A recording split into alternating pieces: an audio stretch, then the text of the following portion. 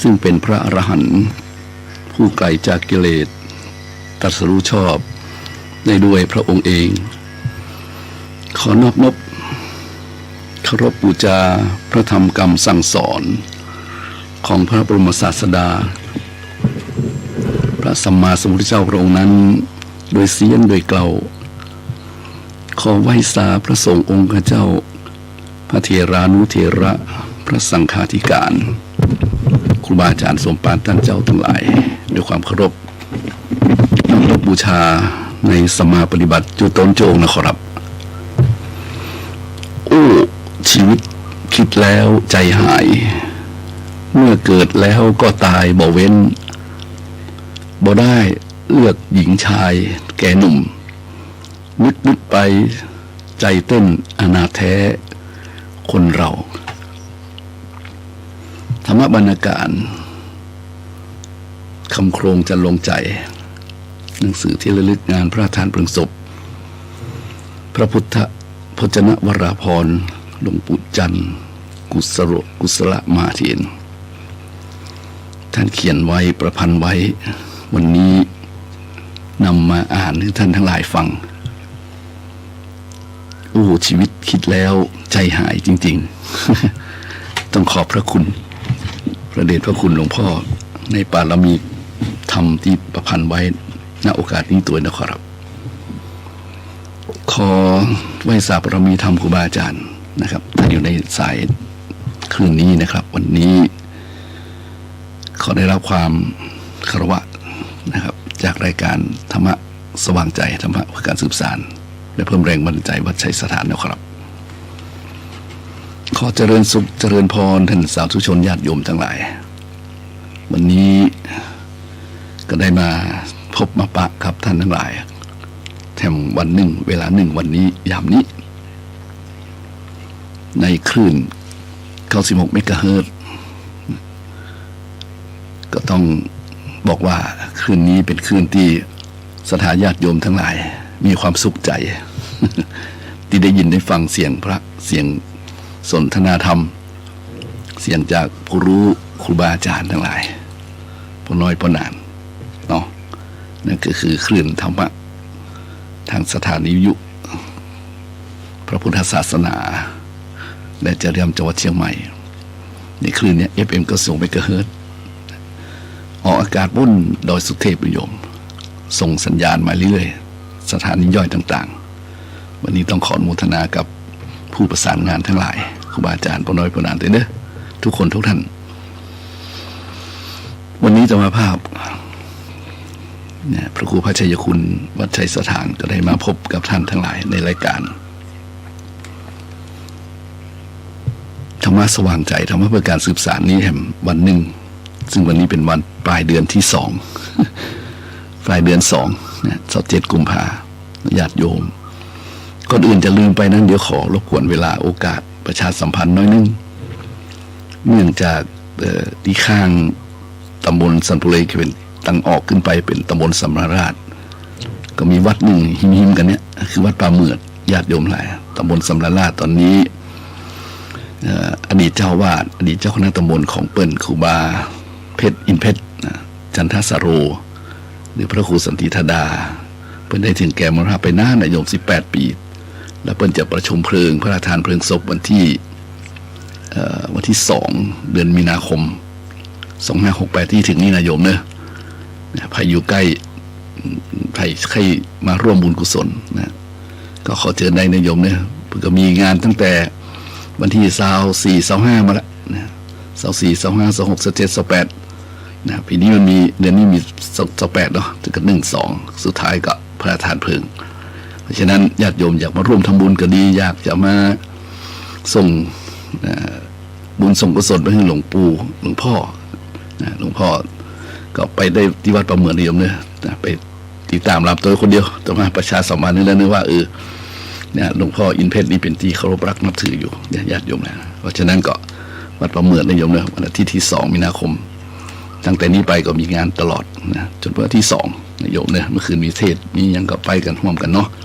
ก็ช่วยกันสงเคราะห์ซึ่งกันและกันก็ดีเป็นการกตัญญูรู้คุณก็ดีเนาะเป็นการสร้างบารมีก็ดีอันนี้ก็เป็นธรรมชาติธรรมดา ธรรมชาติธรรมดาแต่โยมเกิดแก่เจ็บตายนะก็เลยเอาคำโครงของหลวงพ่ออู้ได้ญาติโยมนั่นนะว่าเนาะชีวิตกินแล้วใจหายเมื่อเกิดแล้วก็ตายบ่เว้นเลยถึงพระถึงเนนถึงแม่ชีถึงผู้ดีผู้ร้ายถึงหญิงถึงชายทั้งหญิงทั้งชายเนาะมันจะหญิงมันจะชายก็ทั้งหมดนะถ้าเป็นคนนี่นะเป็นสัตว์ทั้งหลายมันเป็นธรรมดาบอกเว้นเนี่ยญาติโยมบอกเว้นบอกได้เลือกหญิงชายบอกได้เลือกคนยากคนจนแก่หนุ่มอย่างนึกไปแล้วก็มันเป็นสัจธรรมสัจธรรมที่เราควรเจริญเนี่ยสัจธรรมที่เราควรเจริญวันนี้ก็จะบอกให้ญาติโยมว่าสิ่งที่เราควรจะเจริญนั่นคือเรื่องธรรมดาธรรมดาเนี่ยถ้าใครเข้าถึงธรรมดาได้หรือว่าเข้าใจธรรมชาติธรรมดาได้คนนั้นก็จะมีความที่นอกจากโปร่งปล่อยวางเนี่ยนะนี่จะมีความรู้สึกเข้าใจคนอื่นมากขึ้นเอ็นดูคนอื่นมากขึ้นแล้วก็จะใช้ฐานะโอกาสที่ตัวเองมีเนี่ยไปคอยช่วยเหลือคนอื่นนะเพราะว่าคำว่าเข้าใจธรรมดานี่มันเหมือนกับว่าธรรมดาในธรรมอย่างเดียวมันเป็นธรรมดาในโลกธรรมดาของสิ่งที่มันเกิดขึ้นนะแต่สิ่งเหล่านี้มันมาได้มาจากการเรียนรู้ในทฤษฎีหรือการที่เราจะครูบาอาจารย์สอนหรืออย่างไรนะอันนั้นเป็นแนวทางที่เราจังว่ามันเป็นไกด์ไลน์มันเป็นแนวทางนะญาติโยมแหละแต่ทีนี้ที่เราจะได้มันจริงๆคือต้องโยนิโสมนสิการนะต้องมันนึกตรึกตรองมันไข้ครวนยกขึ้นมาพิจารณาหันอย่างนั้นเป็นธรรมดาเนาะอย่างเราเห็นคนแก่เป็นธรรมดาเนาะหันคนเจ็บเป็นธรรมดาเนาะหันคนตายเป็นธรรมดาเนาะเห็นคนเพิ่นร้องห่มร้องไห้เป็นธรรมดาเนาะเพื่อเสียใจเนาะหันเพิ่นยิ้มหัวร่าเริงเบิกบานเขาก็เป็นธรรมดาเนาะเพื่อดีใจนี่ชัดเดี๋ยวไหนถ้ามองเห็นเป็นธรรมดาหมดอีกต่อมาว่าเราจะมีความเข้าใจนะความเข้าใจแล้วมันจะเกิดความเห็นใจตัวมาเนี่ยทุกอย่างมันของธรรมดาเนี่ยมันกู้กันอะของธรรมดามันกู้กันอย่างเช่นยกตัวอย่างง่ายๆว่ามีกลางวันแล้วก็มีกลางคืนเนี่ยเป็นธรรมดามีมืดแล้วมีสว่างเป็นธรรมดามีสว่างก็มีมืดเป็นธรรมดาเนาะมีร้อนมีเย็นเป็นธรรมดามีร้อนมีหนาวเป็นธรรมดามีขึ้นมีลงเป็นธรรมดามีหอมมีเหม็นเป็นธรรมดา มีดีมีชั่ว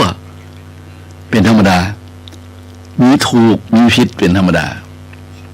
มีสีขาวมีสีดำเป็นธรรมดาเนาะมีทุจริตมีสุจริตอันนี้ไม่ใช่เป็นธรรมดาเนี่ยอันนี้เป็นกิเลสมารละทุจริตนี่นะส่วนสุจริตนี่เป็นกุศลจิตแหละนะกุศลจิตมีสุขมันก็มีทุกข์เห็นไหมดังนั้นในโลกธรรม8ท่านจึงชี้เห็นชัดเจนเลยว่ามีลาภเสื่อมลาภมียศเสื่อมยศมีสรรเสริญมีนินทามีสุขมีทุกข์มีรักมีชังมีเกิดขึ้นตั้งอยู่แล้วก็ดับไปมีล้างมีจากมีจรโลกนี้มันเป็นโรงละครแต่นะถ้าเรามองขึ้นดีเห็นเป็นธรรมดาแล้วเราจะมีความสุขมองนะอาตมาก็ว่าถ้ามองเห็นเป็นธรรมดาจะมีความสุขเพราะเดี๋ยวนี้เราเห็นตัวเก่าเป็นในห้องโยมเห็นตัวเก่าแล้วมองเนาะวันเย็นเปลี่ยนไปญาติโยมสิ่งต่างๆมันเกิดขึ้นมันเปลี่ยนไปมันแปรไปมันเปลี่ยนไปเขาเห็นตัวธรรมดาก่อนตัวธรรมดาอยู่ที่ไหน ก็อยู่ที่ตัวเขาเลยแหละหน้าตานะทุกอย่างมันเปลี่ยนไปหมดแล้วเนี่ยมันต้องมีคำว่าถอยมันมีแต่ไปข้างหน้านั่นก็คือธรรมดา ในญาติโยมทั้งหลายเขามองเห็นเป็นธรรมดาวันนี้แต่มาคิดว่าเขาเรื่องอันนี้ห้องก็จะดีเหมือนกันเพราะว่า บางทีเขาก็งงเหมือนว่า เอ๊ะมันอะไรอ่ะท่านโยมมันอะไรยังไปยังมาเดี๋ยวนี้คนก็เริ่มงงเลยนะอะไรเป็นสิ่งที่เป็นสิ่งที่ถูกต้องดีงามเนี่ยมันมีนะโยมที่วันนี้ไปอ่านข่าวไม่ใช่ไปอ่านข่าวไม่ใช่นั่งอ่านข่าวไปฟังข่าวดูข่าวดูทีวีโยมก็เลยชุกคิดถึงเรื่องธรรมดานี่ขึ้นมานี่ไปแคปหน้าจอไว้เลยนะเนี่ยเพราะมันเห็นแล้วแสดงว่าเพื่อนบอกเข้าใจเรื่องธรรมดาเนี่ยวันนี้ก็เลยเนี่ยแคปหน้าจอเลยข่าวทางทีวีนะโยมบูทีวีช่องไหนแคปไว้เนี่ยเพื่อนเขียนว่าประเทศศรีถนนชัยซื่อสัตย์คืออะไรต้องตีความเนี่ยตัวชี้วัดความซื่อสัตย์สุจริตเป็นที่ประจักษ์แถมกำหนึ่งเขียนว่าหน้าจออะไรเนี่ยขอศาลรัฐธรรมนูญนิยามความซื่อสัตย์เปิดทางใครไอ้โยตมาหันภาพข่าวนี้ตมาเดี๋ยวเก็บไว้ไว้ได้โยม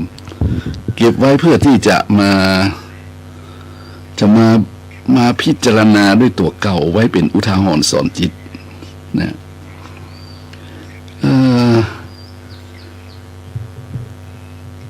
นี่มันเป็นอย่างที่เราสะดุ้งอ่ะถ้าไปตามข่าวนี่นะตามข่าวนี่หลายๆคนอาจจะงงอาจจะยุ่งเนี่ยโยมคนจะสับสนนะตรงว่านะต้องตีความซื่อสัตย์สุจริตตัวเหลือเนาะแสดงว่าอันอย่างมือผลเนี่ยต้องไปตีความคำว่าความซื่อสัตย์คืออะไรนี่นะถ้าต้องตีความนี่ต้องมาว่ามันเป็นผลของการไปถอดหนังสือหน้าที่พลเมืองออก บอกนี่นะต่อมามักจะมองทุกอย่างมีเหตุและปัจจัยเนาะเป็นเหตุเป็นผลแต่ก่อนเราเรียนหนังสือระดับประถมเนาะหน้าที่พลเมืองเนี่ยหน้าที่ศีลธรรมเนี่ยก็เรียนมาหนาเขายุคโน้นนี่เนาะประมาณยุค70นะโยม70ขึ้นนี่นะเข้าแล้วนะแก่ละต่อมาก็มองว่าหน้าที่พลเมืองหน้าที่ศีลธรรมนะเพิ่นกับบ่มพ่อเอาไว้จัดดีนะแล้วก็ความหมายของคำว่าซื่อสัตย์สุจริตเนี่ยมันต้องได้ตีความนะมันเข้าใจนะแล้วประเด็นมันเกิดอย่างขึ้นโอ้โหนานี่มาจากปลาญาติโยมเข้าสู่ธรรมะนะมาใจเกี่ยวกับเรื่องอันอย่างทั้งหลายทั้งปวงเกี่ยวกับการบ้านเกิดหัวใจนะหมายว่าทุกคนเขามีสิทธิ์คิดเนาะเขาห้ามอย่างก็ห้ามได้โยมแต่ห้ามมือคิดนี่มันห้ามได้ยากมากนึกเหรอเขาห้ามอย่างได้หลายอย่างนะโยมแต่ห้ามจิตใจคนนี่ห้ามความคิดของคนนี่โอ้มันลำบากแท้เพราะจิตมนุษย์ยากแท้อย่างถึง นี่แหละโยมยากแท้อย่างถึงเพราะฉะนั้นคำว่าสุจริตยุติธรรมเนี่ยถ้าไปตีความแถบนี้จะมาว่าจะมาว่านี่มันเป็นผลของการไปถอดเอาหนังสือนั่นแหละหน้าที่พลเมืองหนังสือหน้าที่พลเมืองหนังสืออย่างศีลธรรมเนี่ยที่มันเป็นคู่มือกันเรียนแต่ก่อนเป็นหนังสือเรียนนะเอาออกไปนะเพราะมันเป็นเวลานานแล้วมันเนี่ยเวลานานแล้วมันเยอะพูดถึงเรื่องนานเนี่ยเนาะนะบางคนว่าโบราณบานบุรี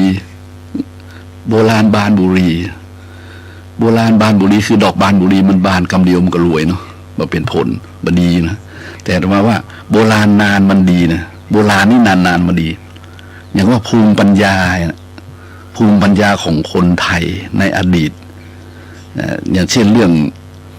ไอ้แพทย์แผนไทยก็ได้แพทย์แผนไทยแต่ก่อนมาเป็นที่ยอมรับประเดี๋ยวนี้เป็นยอมรับกันเยอะมากแล้วนายโยมนะเห็นไหมหรืออย่างแล้วแต่ที่มันเป็นภูมิปัญญานะถือว่าถ้าเราวิเคราะห์ด้วยจิตของเราว่าโดยว่ามีอย่างมาครอบงำนะเราเห็นว่าภูมิปัญญาที่บริสุทธิ์นั้นเป็นคิดเพื่อที่จะมากมายเลยอะจะ1 2 3 4ก็ได้หมดนะเพราะฉะนั้น หันแล้วนะอ่านข่าวแล้วฟังข่าวแล้วนี่มันก็เห็นที่เพิ่นว่าความซื่อสัตย์สุจริตนี่ต้องไปตีความนี่ป้าโทต่อมาว่าเขาก็ต้องมาเริ่มเรียนหนังสือใหม่อันก่อนเนาะอะไรกันเนี่ยนะมันมาเข้าใจเสร็จแล้วว่าบาปบุญคุณโทษคืออะไรนะมันบ่มีสำนึกมันบ่ละอายมันบ่เข้าใจก็ว่ามันบ่ยอมก็ว่าทิฏฐิก็ว่าความเห็นแก่อย่างต่างๆมากมายเกิดขึ้นในใจของคนเนี่ยแล้วเพิ่นเขียนอีน่าปวดเจ็บนะน่าเจ็บปวดนะในข่าวเนี่ยเดี๋ยวมันข่าวนี่มันแพร่ไปทั่วนะประเทศศรีถนนชัยอ่ะซื่อสัตย์คืออะไรต้องตีความโยม ต้องมาหันเลยโอ้ยโยมแต่ต้องใจเลยนะขอสารรัฐธรรมนูญตีนิยามความซื่อสัตย์เปิดทางใครนั่นเป็นเรื่องของการเมืองเวลาเปิดทางใครเนี่ยแต่อู้ถึงประเทศศรีถนนชัยเนี่ยโอ้ถ้าเราบอกว่าเราอยู่ประเทศไทยเนี่ยภูมิใจนะนักโยมภูมิใจความเป็นไทยความเป็นคนนักโยมความเป็นคนไทยเนี่ยแต่ถ้าบอกว่าเราอยู่ในประเทศศรีถนนชัยนี่ป่ะถ้าเราว่าคนว่าอยู่ในประเทศศรีถนนชัยนี่ป้าเท่า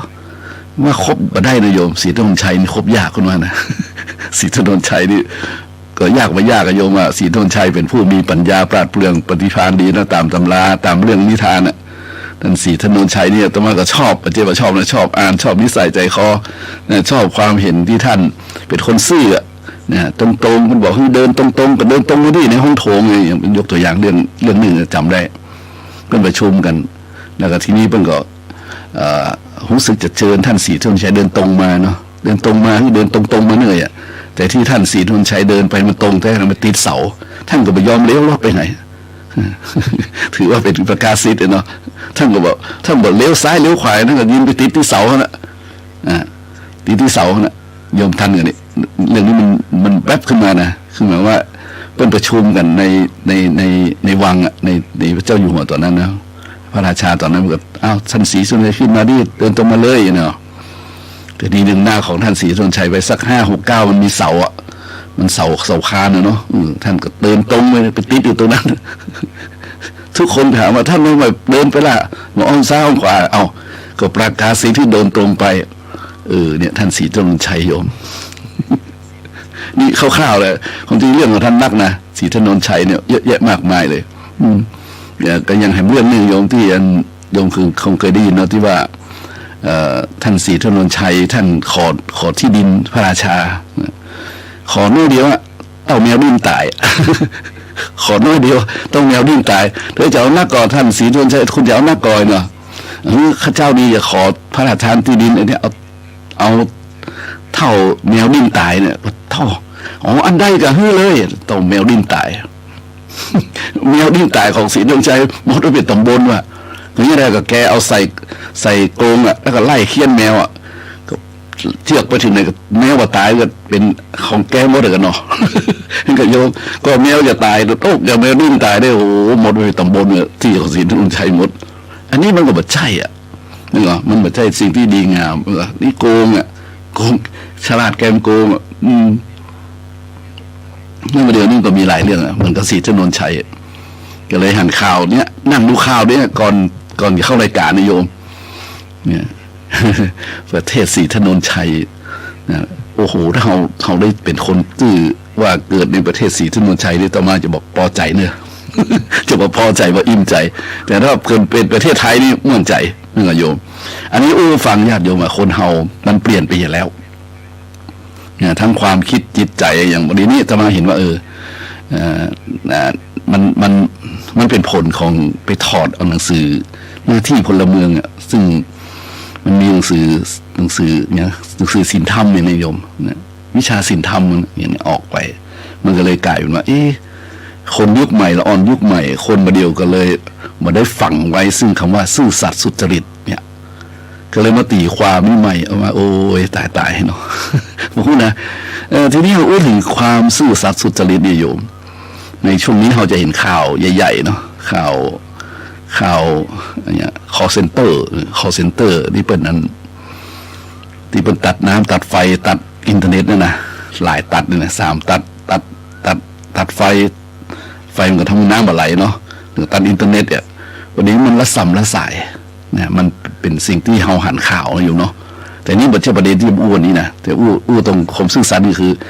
คือไปหันชื่อนะชื่อของคนที่เป็นดังใหญ่โตเป็นผู้ช่วยรัฐมนตรีกระทรวงความมั่นคงสาธารณะของจีนผู้ช่วยรัฐมนตรีกระทรวงความมั่นคงสาธารณะของจีนนะเพิ่นบอกสื่อจีนเคยรายงานระบุว่าเป็นบุคคลที่มีความสามารถสูง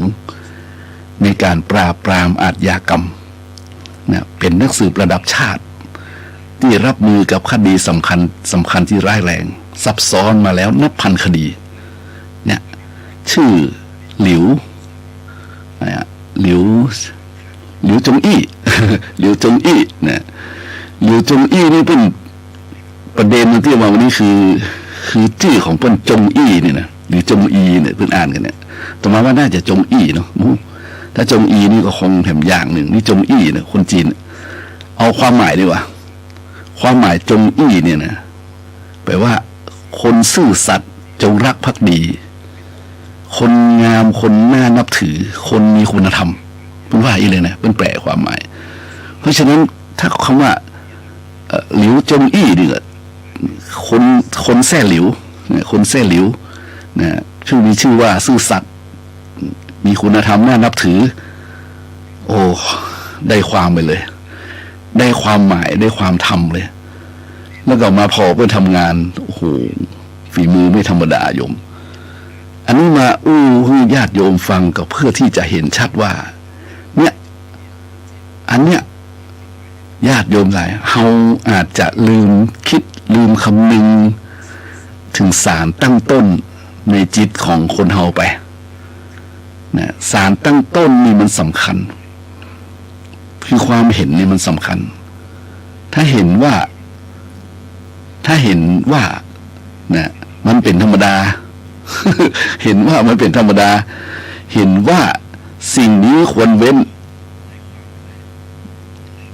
สิ่งนี้ควรทำแล้วเนี่ยแล้วก็มีการปฏิบัติสืบต่อมันก็จะกลายเป็นพูดถึงว่ามันจะกลายเป็นนิสัยเป็นอุปนิสัยจนเติบโตใหญ่ขึ้นมามีงานมีอย่างทำขึ้นมานะแล้วก็ทำมาอย่างก็จะมีความซื่อสัตย์สุจริตอยู่ในใจโดยไม่ต้องไปแปลหรือไม่ต้องไปตีความมันนะเนาะอันนี้ถ้ามารวมโยมนะรวมมาหลิวจงอี้ เป็นคนที่น่านับถือตรงที่ท่านมีคุณธรรมคือความซื่อสัตย์จงรักภักดีต่ออุดมการณ์ของท่านเนาะเพราะฉะนั้นถ้าเรามามองจุดนี้แล้วเราเอาบุญนี้เข้ามาใส่นะใส่ในความคิดเห็นของละออนตอนเริ่มต้นตั้งแต่น้อยๆนะความซื่อสัตย์สุจริตคือ1 2 3 4 5นะการตั้งตนไว้ชอบประกอบคุณมีศีลธรรมไว้เป็นอย่างนี้1 2 3 4 5วันนี้นะบ่ต้องมานั่งตีความกันละ ที่ก็ยกต้องมานั่งตีความกันละแต่นี่มันต้องตีความกันนี่แสดงว่าอะไรเนี่ยโอ้โหพวกนะคนอื่นอาจจะคิดน้อยคิดนักคิดมาแล้วแต่ถ้ามาคิดเดียวถ้ามาตีความกันนี่แสดงว่าต้องการคำอธิบายจากผู้รู้นะนี่ก็น่าคิดอยู่อันแสดงเห็นว่าสังคมของเขาคนของเขานั้นเริ่มมาเข้าใจศีลมาเข้าใจธรรมมาเข้าใจความซื่อสัตย์มาเข้าใจเรื่องทุจริตสุจริตเนี่ยละก้ายเนาะนะแล้วเขามีอย่างกันนะโอ้มีมหาลัยดังๆทั้งนั้นเลยโยม ในโลกประเทศไทยก็ดีในโลกก็ดีประเทศไทยก็ดีเนี่ยถ้าบอกเข้าใจเรื่องความซื่อสัตย์สุจริตนี่ก็อาการค่อนข้างจะคมมากเนี่ยตรงว่าเนี่ยมันจะไปเห็นบาปบุญคุณโทษมันจะมาเชื่อเรื่องกฎแห่งกรรมเพราะมันมาเข้าใจเรื่องของธรรมดาเราเนี่ย แต่เพราะฉะนั้นวันนี้ก็ขอย้ำโยมขอย้ำว่าเรามีความแก่เป็นธรรมดาเรามีความเจ็บไข้เป็นธรรมดาเรามีความตายเป็นธรรมดาเราทำกรรมใดไว้นะเราจะเป็นทายาทของกรรมนั้นบอกว่าชั่วหรือดีกรรมนี้ก็จะส่งผลไปเรื่อยนะกรรมในที่นี้หมายคือการกระทำผิดศีล ศีลห้าประพฤติทำห้าผิดนะศีลห้าทำห้าอันนี้ประเทศตมาว่านะโยมคนโบราณเพิ่งสอนไว้สมัยก่อนเขามีโบราณนะต้องอ้างบ่อยๆโบราณล้านนาแต่ก่อนเพิ่งมีทำอะไรโผดผูกเดียวตมาวิเคราะห์ดูเลยแต่มันจะมีผูกเดียวมีหลายผูกแต่มีทำอะไรโผดเนี่ยเพื่อให้คนอยู่ในศีลห้าโยมนะคือคนอยู่ในศีลห้าทำห้านะมาลัยโพดนี่ไม่ใช่ธรรมดามาลัยโพดโลกเลยนะเป็นทำติดทำมือนิยมแต่บอกว่าทางภาคกลางก็มีเหมือนกันแต่ประเดี๋ยวบัลลัมมันเริ่มจะหายไปไงเริ่มจะหายไปคนก็เลยบอกเข้าใจสิ่งเหล่านี้ที่ว่ามาเนี่ยเพราะฉะนั้นเราลองดูพระมาลัยเราลองไปอ่านดูประวัติพระมาลัยโยมพระมาลัยเพิ่งมีตัวตนจริงๆเลยนะเป็นผู้มีชีวิตอยู่ในระหว่างสักกี่ร้อยปีของการปรินิพพานมันนะจำไม่ได้นะข้อมูลนี้เป็นหลักฐานแต่หมายว่าเพิ่นมีตัวตนจริงๆอยู่ในลังกาที่ทวีปก็คือประเทศศรีลังกาแล้วมั้งเนาะลังกาทวีปชมพูทวีปเนี่ยทีนี้ก็ถ้าไผ่วิเคราะห์ไผ่ทำเอกวิชานี้ก็น่าจะรู้ดีมาจากไหนต้องตัวเรื่องยาวนะโยมแต่เอาสรุปความว่าท่านเป็นคนเป็นพระที่มีตัวตนจริงท่านมีฤทธานุภาพท่านดำดินบินบนฟ้าไปสวรรค์ได้เป็นนรกได้ท่านก็ไปเห็นสัตว์นรกทั้งหลายตกระกรรมลำบากนะก่อนที่ท่านจะไปเนี่ยท่านไปหาท่านพญายมราชกันเนี่ยท่านไปหาพญายมราชพญายมราชเป็นใหญ่หรอเป็นใหญ่ในอบายนะฮะพญายมราชก็ถามว่าท่านมาจากไหนบอกอาตมาเนี่ยมาจากชมพูทวีปเมืองลังกาท่านมีธุระอันใดหรืออ๋ออาตมาจะมาโปรดสัตว์นรกทั้งหลายเนี่ยสัตว์นรกทั้งหลายเป็นใจบ้างหรือเนาะใครหันนี่มาประมาณนี้เนาะโอ้ดีเลยท่านเจ้าเนี่ยพญายมราชบอกดีเลยท่านเจ้าดีอนุสาธุดีขอท่านไปเลยนิมนต์ท่านไปดูกับเนื้อนะท่านก็ไปโยมปัดโต้ไปหันเครื่องกงจักรในนรกพับแผ่ววะหลอดมี18 ขุม16 ขุมหันหมดท่านเล่าอย่างละเอียดเลยโยมท่านหันหมดไผ่ตกนรกไผ่โดนอันยังพิษอันยังท่านถามหมดปานาติบาโทษเป็นยังไงอธินาโทษเป็นยังไงนะกาเมสุวิชาจารโทษเป็นยังไงเนี่ยมุสาวาทเป็นยังไงเนี่ยดื่มสุรายาเมาเป็นยังไงเนี่ยมันตกในนรกมีเป็นข้อไหนเนี่ยไปดูนะไปดูหันสัตว์นรกทั้งหลายก็น่ากลัวนะตะลงตุกลำบากนะวัดท่อญาติโยมไหนถ้าเขาเป็นพระถ้าเขาเป็นลูกศิษย์เปิ้ลคงถามเปิ้ลแต่ตอนนั้นว่ามันน่ากลัวขนาดไหนเปิ้ลก็คงจะเล่าให้ฟังนะพญายมราชนะญาติโยมไหนนิมนต์ท่านพระมหาเถรองค์เนี่ยมาไล่ไปสู่นรก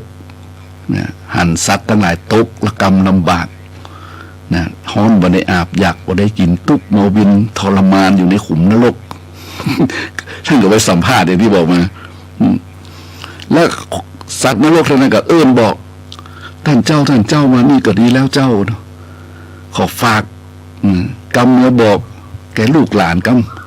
ำอินดูข้าเจ้าเขาพ่อเนื้อฮือป้ากันฮือตารักษาศีลฟังธรรมภาวนาอย่าได้ขาดใส่บาตรหยาดน้ำมาหาข้าเจ้าเขาพ่อเนื้อกุวันศีลญาติโยมแล้ว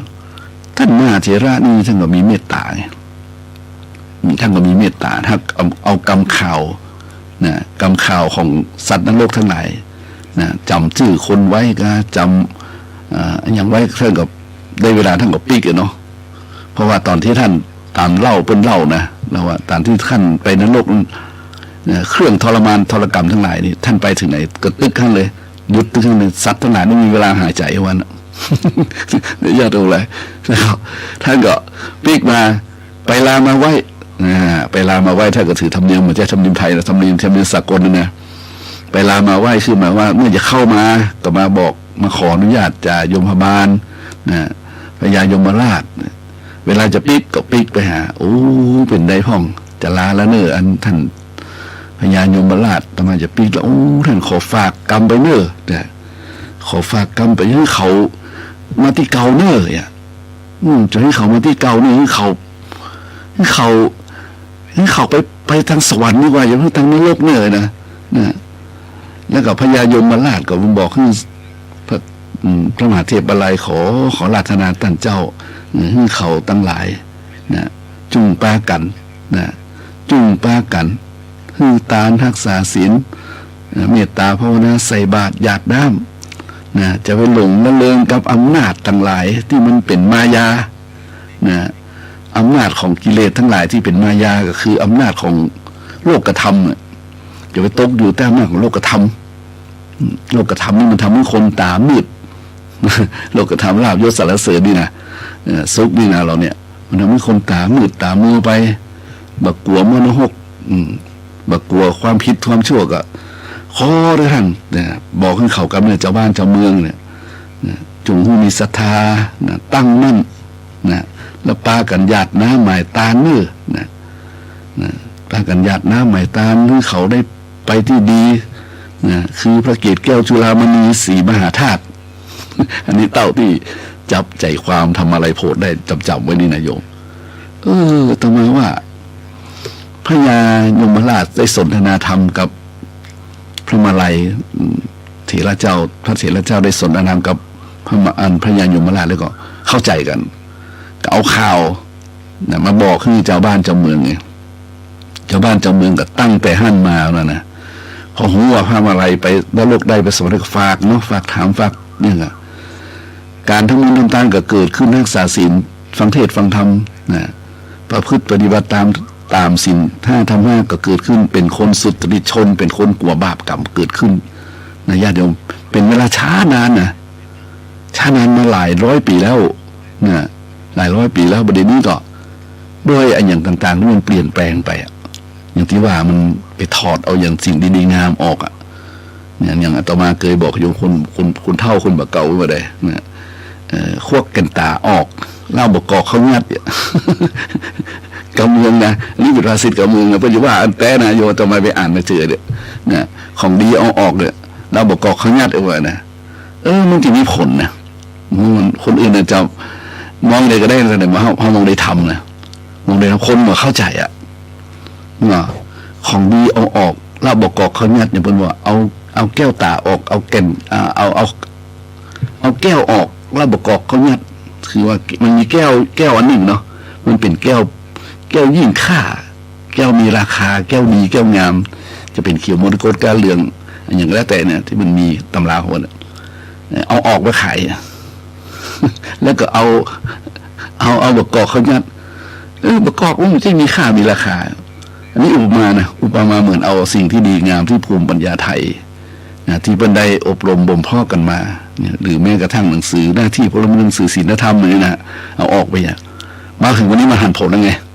เนี่ยมุกนะอาตมาคิดอีนะอาจจะเป็นความคิดที่อาจจะแปลกๆเลยก็ได้เพราะมันคิดตะกี้เนี่ยมันคิดตะกี้นี่คิดเห็นข่าวได้ยังไงอาตมาคิดตะกี้เนี่ย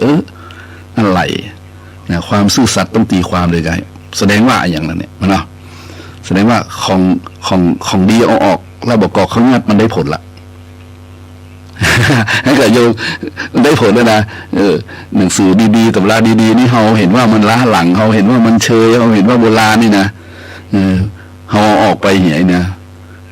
แล้วเขาเอาอย่างอื่นเขาใส่เนี่ยพูดนะเราคิดคนเดียวเด้อเอาอื่นเขาใส่เข้าไปใส่เข้าไปเขาบอกว่านี่มันเป็นวัตถุนิยมมันเจริญมันก็ดีนะแต่บางสิ่งบางอย่างเนี่ยมันไม่ใช่ทุกสิ่งทุกอย่างนะบางสิ่งบางอย่างมันเป็นเรื่องที่เราต้องเรียกว่าโยนิโสมนสิการนั่นในที่สุดคำนี้เพราะฉะนั้นถ้าเราบอกว่าจะคำนี้จะพูดตีความอยู่แสดงว่าเนี่ยเรารู้สักคำว่าซื่อสัตย์สุริจุเนี่ยแสดงว่าเราบอกว่าเรื่องศีลธรรมเราไม่ได้สอนกันเลยหรือบนอยู่ในใจเลยเราเรียนกันเพื่อที่จะเอาชนะเราเรียนกันเพื่อจะรวยอย่างเดียวนี่ว่าเราเรียนกันเพื่อที่จะ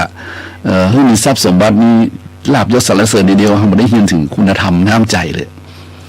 อาตมาเป็นบัวที่แห้งแล้งนะบัวที่แห้งแล้งกันอยู่เนี่ยเพราะฉะนั้นวันนี้ก็เลยขอเสนอเรื่องนี้ว่ามองเป็นธรรมดานะมองเป็นธรรมดาถ้ามันเป็นมองเป็นธรรมดาแล้วเราอย่าเข้าใจแล้วอย่าเงียบใดเนี่ยต้องว่าเข้าใจแล้วเราจะทำอย่างไรเนี่ยเราก็อย่าตั้งตนไว้ชอบไงว่าเราอย่าตั้งตนไว้ชอบประกอบสิ่งที่ดีงามการตั้งตนไว้ชอบเนี่ยนะสำคัญ ความหมายเพิ่นบอกว่าการตั้งตนไว้ชอบคือการวางตัวในชีวิตประจำวันได้อย่างถูกต้องและมั่นคงนะคือการวางตัวในชีวิตประจำวันอย่างถูกต้องและมั่นคงจึงจะได้ชื่อว่าเป็นคนมีคุณภาพชีวิตได้เห็นไหมเป็นตัวอย่างที่ดีแก่คนอื่นมีความก้าวหน้าและที่สำคัญเนี่ยต้องมาขอขีดเส้นใต้วันนี้เลยว่านะคือถ้าตั้งตัวไม่ชอบแล้วมันจะเป็นคุณธรรมปกป้องคุ้มครองป้องกันภัยในการเวียนว่ายตายเกิดคือว่าต้องไปกำเนิดในอบายภูมินี่การที่เขาอยู่เป็นมนุษย์นี่เขาโชคดีที่สุดแล้วไงโยมเนี่ยเพิ่นบอกว่าสิ่งที่มันเกิดขึ้นในยากนี่คือเราได้ฟังกันบ่อยๆเนาะสิ่งที่มันเกิดขึ้นในยากเนี่ยนะกิโฉมนุสปฏิลาโภไงนี่ว่ากิโฉมนุสปฏิลาโภนี่คือการมันเกิดเป็นมนุษย์มันยากมากเลยอันนี้หมายความว่าผู้รู้คือพระพุทธเจ้าเป็นสัพพัญญูเนี่ยเพิ่งเห็นหมดแล้วว่าในภพภูมิต่างๆเนี่ยในส่วนน้อยเดียวเนี่ยที่รอดจากทั้งหลายมันต้องไปเกิดในอบายภูมินรกเปรตอสุรกายเดรัจฉานเนี่ยแล้วมันเกิดเป็นมนุษย์เนี่ยมันมีส่วนน้อยเดียวอ่ะเรียกว่ากิโฉมนุสปฏิลาโภโยมเนี่ยกิโฉมนุสปฏิลาโภคือถ้าเราตั้งตัวไม่ชอบแล้วเขาจะเต้าทุนนี่คือได้เกิดเป็นมนุษย์แต่ถ้ามันขาดทุนนี่ไปเลยอะนะไปเนี่ยอบายภูมินี่เราต้องตั้งเป้าหมายชีวิตเปิ้นว่านะเปิ้นว่าจะบอกว่าเปิ้นว่าเลยนะครูบาอาจารย์เปิ้นสอนไว้ว่าเมื่อเขาตั้งตนไว้ชอบแล้วนะเขาต้องตั้งเป้าหมายชีวิตนะเพราะถ้าคนใดตั้งเป้าหมายในชีวิตไว้ทั้งทางโลกและทางธรรมอย่างถูกต้องแล้วเนี่ยแล้วประคับประคองตนให้ดำเนินชีวิตไปตามเป้าหมายนั้นด้วยความบ่ประมาทเนี่ยมันลงที่ความบ่ประมาทนี่แหละนะความบ่ประมาทคือระวังเนี่ย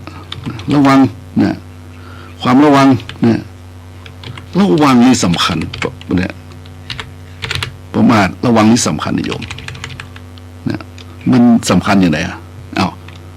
มันก็ทำให้เราบ่หลงไงโยมไม่หรอกเนี่ยทำให้เราบ่หลงเนี่ยถ้าคนในประมาทเนี่ยประมาทะนี่นะประมาทะคือแม่โยมถ้ามันต้องมาอู้กันใหม่ถ้าประมาทรู้จักอีกต้องมาตีความกันใหม่เนี่ยมันค่อนข้างจะยุ่งแล้วนะค่อนข้างจะยุ่งแล้วเนี่ยประมาทก็คือเลินเล่อนะ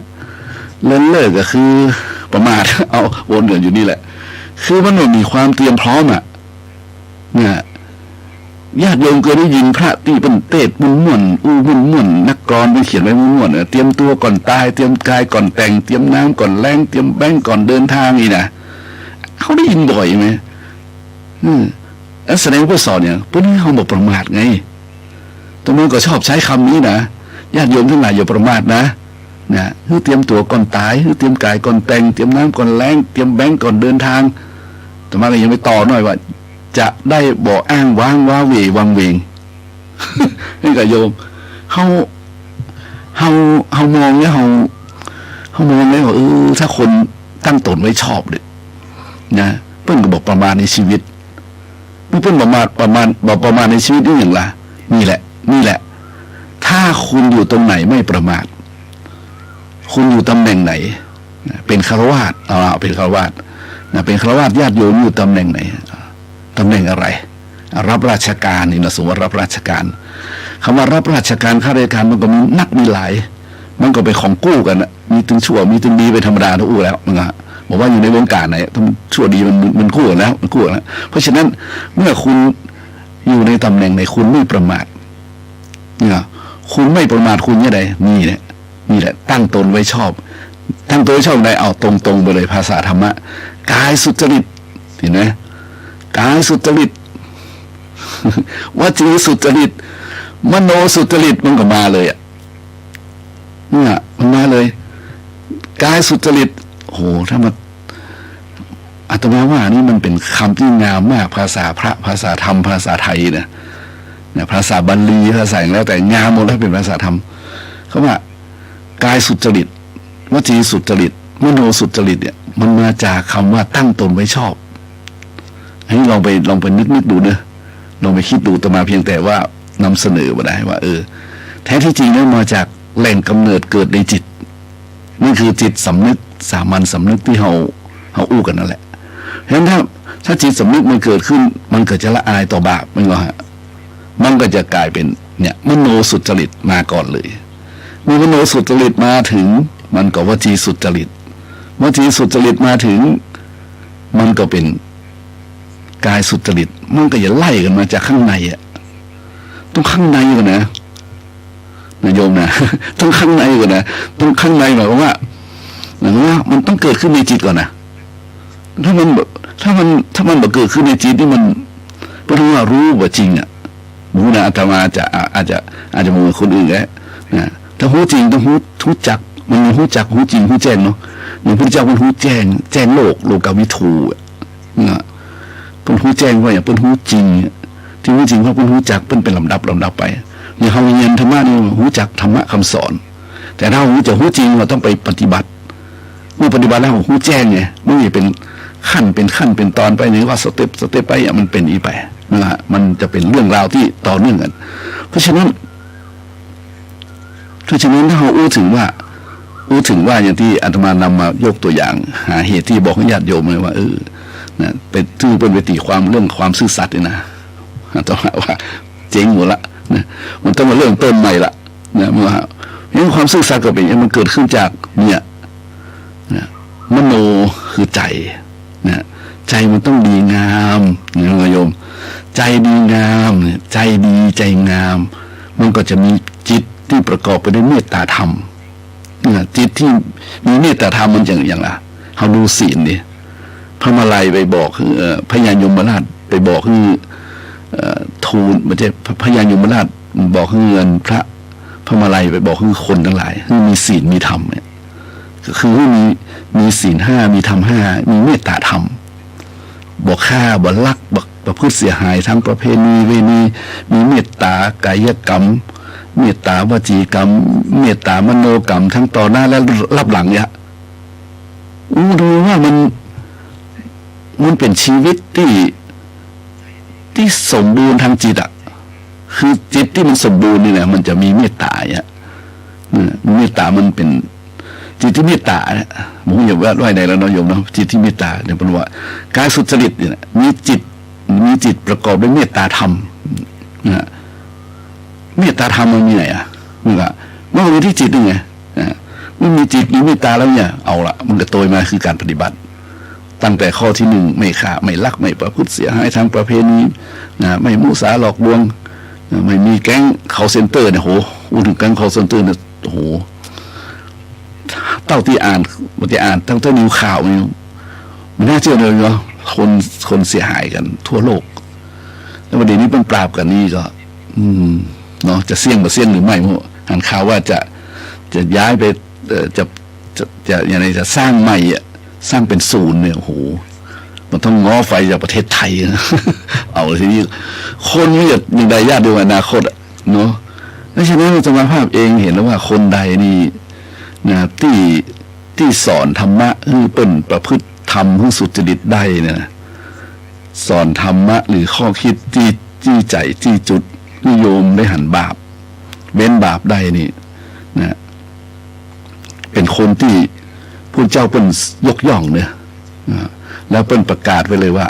ผู้ใดสอนธรรมแก่คนปฏิบัติไม่ถูกนะถ้าเขาทำตามคำของผู้นั้นจะไม่ไปสู่ทุกขติมันเป็นสิ่งที่เราต้อง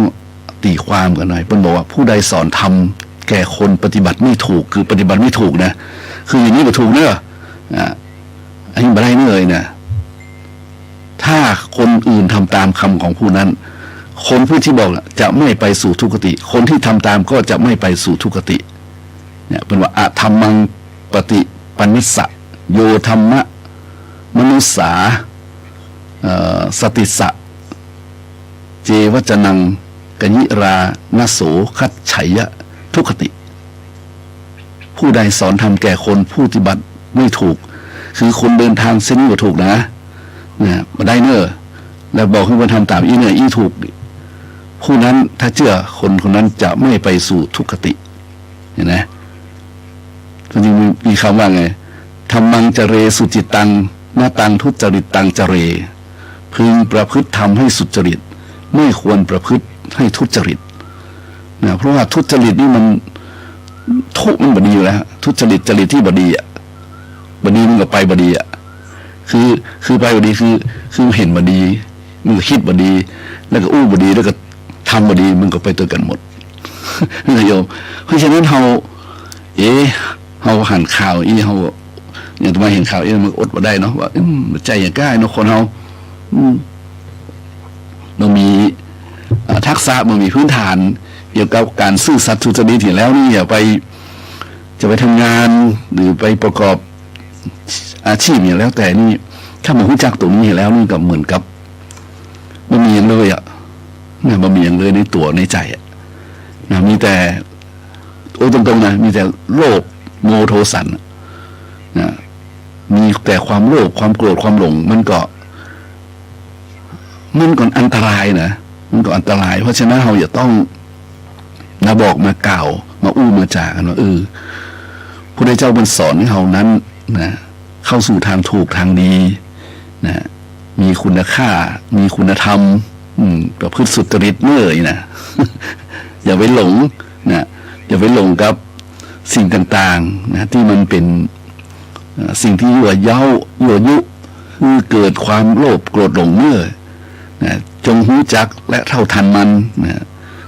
เข้าใจกับมันมันเป็นสิ่งที่ธรรมดานะเป็นสิ่งที่ธรรมดาที่มันมีขึ้นแล้วมันก็ตั้งอยู่แล้วก็แปรปรวนแล้วก็ดับไปจะไม่หลงเองจะไม่หลงในทุกสิ่งทุกอย่างถ้าบ่หลงได้นะถ้าบ่หลงได้หรือเข้าใจมันได้อยู่กับมันอย่างที่บอกว่าเขาว่าเป็นมะเร็งเขาว่าเป็นโรคนั้นโรคนี้นะถึงเป็นโรคร้ายแต่เขาทำใจได้อยู่กับมันได้แล้วไประวังอย่างอื่นเช่นมาส่งเสบียงของมันอย่างเช่นอาหารเนี่ยมาส่งไว้แสลงแก่โรคเนี่ยใช่ไหมบัดแสลงแก่โรคมาไปเสริมเติมให้โรคมันมีเชื้อแรงขึ้นกำลังของโรคนะกำลังของเชื้อโรคมันแข็งแรงขึ้นอย่าไปส่งอาหารให้มันวันเนี่ยอยู่กับนี้ได้แล้วก็ตามมาด้วยว่าอะไรทำใจให้เป็นปกติค่อนข้างจะยากหน่อยทำใจให้เป็นปกติเย็นๆเนี่ยยากหน่อยเพราะมันต้องเข้มแข็งต้องเข้มแข็งแต่ทีนี้เมื่อทำใจให้เข้มแข็งได้กับนี่ไรโยมนี่แหละก็ต้องกลายเป็นผู้อ่อนแอไปเพราะฉะนั้นญาติโยมท่านสาธุชนญาติโยมหลายเอาอยู่กับโลกปัจจุบันนี้ซึ่งเขาได้หันได้หู้ได้อยู่พอกอยเนี่ยถือว่ามันเป็นสิ่งที่น่าศึกษาแต่ก็น่านักใจเหมือนกันนะอินดูไปถึงลูกหลานนะโยมเนอะเพราะฉะนั้นอย่างที่ยกตัวอย่างมาก็ขอให้ญาติโยมหลายลองไปพิจารณาดูเนอะคนเฮาเนาะเกิดมาแล้วบ่ยาวนานเท่าใดอย่างหลวงพ่อเพิ่นเขียนไว้แต่มายังชอบเลยเนี่ยเอามาอ่านญาติโยมฟังเลยนะ ชีวิตคิดแล้วใจหายเมื่อเกิดแล้วก็ตายบ่เว้นบ่ได้เลือกหญิงชายแก่หนุ่มนึกไปใจเต้นอนาถแท้คนเราเนาะเพิ่นเขียนเป็นคำโครงไว้นึกไปใจเต้นอนาถแท้คนเฮาจะมัวเมาอย่างปล่ำปเหลือเนาะเพิ่นคิดคงอยู่ว่าเนาะแล้วเพิ่นเขียนได้จำกัดภาษานะลักษณะการประพันธ์มันบังคับไว้เนาะได้ถึงอันแต่มาต่อความว่าอนาถแท้คนเราจะอันอย่างกันนักกันหนาเนาะกว้างศอกยาววาหนาคืบยินน้ำลมไฟรูปเวทนาสัญญาสังขารวิญญาณทั้งหลายเหล่านี้มันเป็นอนิจจังทุกขังอนัตตาเนี่ยบางคนจะไปยินดีหลงไหลกับมันจนเกินไปถอนแล้วก็จะไปมัวเมาจนเกินไปเนี่ยมันมีขนาดคำว่าปรงวางปล่อยได้เนี่ยปรงได้ปล่อยได้วางได้มันมีพิจารณาไม่ใช่ว่าต้องว่าสักแต่ว่าท่องได้ไม่ได้นะมันต้องพิจารณานะโยมเพราะฉะนั้นก็ญาติโยมฟังแหละนะเพราะฉะนั้นตอนนี้ก็เหลือเวลาน้อยนึงเนาะก็ค่อยเปิดสายคือญาติโยมทั้งหลายได้อนุโมทนาหรือจะสนทนาธรรมหรือจะบอกกล่าวหรือจะอย่างละที่มันอยู่ในกรอบนะในกรอบแห่งกายสุจริตวจีสุจริตมโนสุจริตนี่นะหรือว่าคุณธรรมนี่นะมีน้ำใจต่อกันนี่นะเพื่อที่จะเอามาให้ญาติโยมทั้งหลายได้ยินนะเพื่อที่สนับสนุนการทำบุญทำกุศลของหมู่เฮาต่อไป นะก็โทรมาได้นะโยมเนื้อที่053 114 332นะ053 114 332นี่หมายถึงเลขโทรศัพท์ในวันนี้เวลานี้นะในที่จะออกอากาศนี่นะโยมนะเพราะว่าญาติโยมอาจจะใครอู้ตัวบอกแต่งท่านเนี่ยนะก็ได้ละฟังอยู่เนี่ยเจ้าก็ได้ละเป็นยังหรือมีความเห็นนะดีแล้วท่านนะอู้ถึงเรื่องพระมาลัยโพธิ์ให้ผมก็ดีนะเพราะพระมาลัยโพธิ์นี่เป็นมีตัวตนจริงหรอกมึงโยมสมัยล่วงแล้วเลยมานะตอนนี้มีแต่คุณธรรมของเพื่อนออกมาอู้มาขานอยู่เนี่ยตำนานของพระมาลัยนี่ยังบ่จบบ่เสี่ยงเลยนะโยมเพิ่นมีตัวตนจริงๆแล้วก็คำสอนของเพิ่นศักดิ์สิทธิ์จริงๆเพราะเพิ่นไปหันมาเพิ่นมาบอกคือสู่เขาทั้งหลายให้เนี่ยอีเนอร์อ่ะแล้วคนอะไรก็เชื่อเลยนะเนี่ยคนอะไรก็เชื่อเลยน่ากลัวนะหลวงพ่อน้อยอ่ะก็ป้ากันมันเข้าวัดปฏิบัติธรรมจำศีลภาวนาใส่บาตรหยาดปกมันแบบเจริญรุ่งเรืองไงโยมโทรมาได้โยมมา053 114 332นะดังกันนี่